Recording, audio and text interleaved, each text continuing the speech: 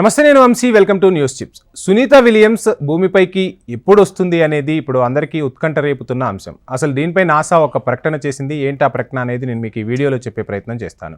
అసలు అంతరిక్షంలో ఏం జరుగుతోంది? సునీత విలియమ్తో టెస్ట్ పైలట్ బూచ్ విల్మోర్ నెల కంటే ఎక్కువ కాలం పాటు అంతరిక్షంలోనే చిక్కుకున్న విషయం మనందరికీ తెలిసిందే.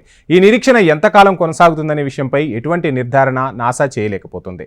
టెస్ట్ పైలట్ విల్మోర్ సునీత విలియమ్స్తో కలిసి జూన్ 5వ తేదీన అంతరిక్షంలోకి వెళ్లారు. వీరిద్దరూ వెళ్లిన మిషన్ వారం మాత్రమే అంతరిక్షంలో ఉండాలి. కానీ కక్షలో ఉన్న ల్యాబ్ను వారు సందర్శించాలి. అంతరిక్ష నౌకలో హీలియం గ్యాస్ లీక్, థ్రస్టర్ల వైఫల్యం కారణంగా వీరిద్దరూ అక్కడే చిక్కుకుపోయారు. నెల రోజులకు పైగా అంతరిక్షంలో చిక్కుకున్న సునీత విలియమ్స్ కు సంబంధించిన ఒక అప్డేట్ అయితే ఇప్పుడు వచ్చింది. నాసా చాలా నిరాశాజనకమైన వార్తను వినిపించింది. వ్యోమగాములు బోయింగ్ క్యాప్సూల్స్ అంతరిక్ష కేంద్రానికి తిరిగి రావడానికి ఇంకా తేదీని నిర్ణయించలేదని నాసా స్పష్టం చేసింది. సునీత విలియంతో టెస్ట్ పైలట్ విల్మోర్ ఒక నెల కంటే ఎక్కువ కాలం పాటే అంతరిక్షంలో చిక్కుకున్నారు. ఈ నిరీక్షణకు ఎప్పుడు తెరబడుతోంది అనేది మాత్రం నాసా చెప్పలేకపోవటం ఇప్పుడు ఒక రకంగా ఆశ్చర్యానికే గురిచేస్తుందని చెప్పాల్సి ఉంటుంది. ఇక అంతరిక్షంలో వారం మాత్రమే ఉండాల్సిన వాళ్ళు ఇన్ని రోజులైనా వారిని తీసుకురాలేకపోవటానికి ప్రధాన కారణం హీలియం గ్యాస్ లీక్, థ్రస్టర్ల వైఫల్యమే అని చెప్తున్నప్పటికీ ఇంకా చాలా సమస్యలు ఉన్నాయనేది చెప్తున్నారు. ఇప్పుడు తిరిగి భూమి మీదకు తీసుకొచ్చే ప్రయత్నాలు కొనసాగుతున్నాయనైతే నాసా చెప్తోంది.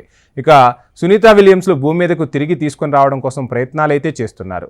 లిఫ్ట్ అయిన ఒక రోజు తర్వాత జూన్ 6న క్యాప్సూల్స్ అంతరిక్ష కేంద్రానికి చేరుకోవడంతో 5 థ్రస్టర్లు విఫలమయ్యాయి. దీంతో వీరిద్దరూ అంతరిక్షంలో కూరుకుపోయి నెల రోజులైపోయింది. తిరిగి వచ్చే తేదీని చెప్పడానికి సిద్ధంగా లేని నాసా బోయింగ్ క్యాప్సూల్ సమస్యలను తొలగించడం కోసం విల్మోర్, సునీత విలియమ్స్ కలిసి తమ పనిని పూర్తి చేసి అంతరిక్షంలో ఉండవలసి ఉంటుందని నాసా అధికారులు తెలిపారు.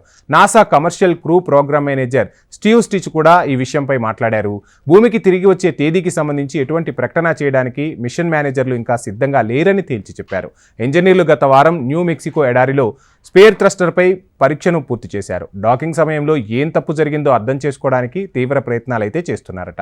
హీలియం లీక్, థ్రస్టర్ పేలవమైన సీల్ కారణంగా అన్ని సమస్యలు సంభవించాయని, అయితే తర్వాత ఏం చేయాలనే విషయంపై మాత్రం విచారణ జరుగుతోందని అధికారులు తెలిపారు.